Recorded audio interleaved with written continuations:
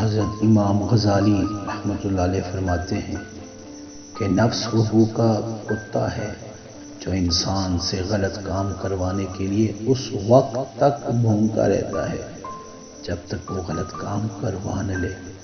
جب انسان وہ کام کر لیتا ہے تو یہ کتا سو جاتا ہے، لیکن سونے سے پہلے ضمیر کو جگا دیتا ہے۔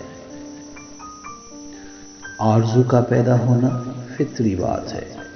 انسانوں میں آرزویں پیدا ہوتی ہی رہتی ہے۔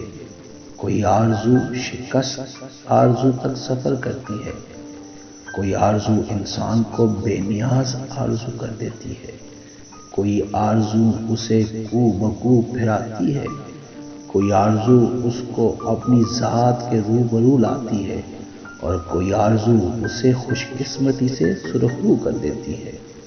کون سی آرزو کیا کرتی ہے، اس کا علم انسان کو ہونا چاہیے، ورنہ آرزو جگر کا لہو بن کر خون کا آنسو بنے گی۔